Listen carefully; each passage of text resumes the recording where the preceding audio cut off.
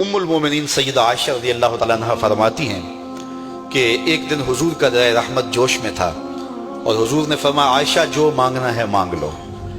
میں نے عرض کی یا رسول اللہ اگر آپ اجازت دیں تو میں اپنے باپ حضرت ابو بکر صدیق رضی اللہ تعالیٰ عنہ سے مشورہ نہ کر لوں کہ میں نے کیا مانگنا ہے؟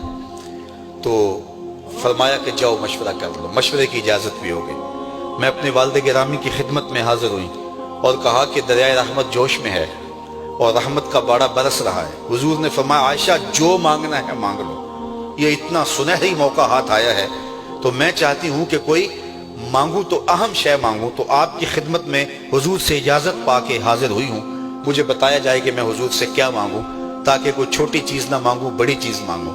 تو حضرت ابو بکر رضی اللہ تعالیٰ عنہ نے فرمایا کہ بیٹا حضور سے جا کے کہنا کہ معراج کی خلوت خاص میں اللہ نے آپ سے جو راز کی باتیں کی تھی ان باتوں میں سے ایک بات بتا دو۔ مانگا بھی تو علم مانگا، اور عائشہ میرے سے وعدہ کرو جو حضور بتائیں مجھے بھی آ کے بتانا ہے۔ ام المومنین حاضر خدمت ہو گئیں۔ حضور نے پوچھا عائشہ مشورہ ہو گیا؟ کہا جی حضور ہو گیا۔ کہا مانگو کیا مانگتی ہو؟ کہا حضور معراج کی خلوت خاص میں جب اللہ کے حضور حاضر ہوئے تو رب نے آپ سے راز کی باتیں کی تو ان باتوں میں سے ایک بات بتا دیں۔ حضور مسکرا پڑے۔ اس بات پہ مسکرائے ہوں گے میرے یار غار کا انتخاب کیسا ہے، یا اس بات پہ مسکرائے ہوں گے کہ راز کی بات بتا دوں تو راز راز نہ رہا، لیکن وعدہ کیا تھا۔ کہا عائشہ سنو، جب میں قرب خاص میں پہنچا تو میرے مالک نے مجھ سے راز کی جو باتیں کی ان میں سے ایک بات یہ تھی، محبوب تیری امت میں سے کوئی شخص کسی شخص کا ٹوٹا ہوا دل جوڑ دے تو میرے اوپر لازم ہے بغیر حساب کے جنت عطا کروں۔ ام المومنین بہت خوش ہوئی اور اپنے والد گرامی سیدنا ابو بکر صدیق رضی اللہ تعالیٰ عنہ کے پاس آئیں اور ساری کہانی سنائی۔ بہت خوش تھی، لیکن حضرت ابو بکر صدیق رضی اللہ تعالیٰ عنہ نے سنا تو رونے لگے۔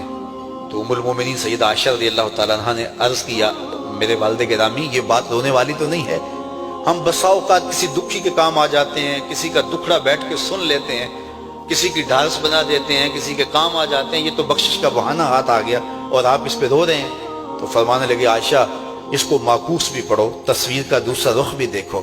اگر کوئی شخص کسی کا ٹوٹا ہوا دل جوڑ دے تو بغیر حساب کے جنت میں جائے گا، اس کا دوسرا رخ یہ ہے اگر کوئی کسی کا دل توڑ بیٹھے تو سیدھا جہنم میں جائے گا۔ میں اس بات پہ رو رہا ہوں کہ ہم سے کسی کا دل نہ ٹوٹ گیا۔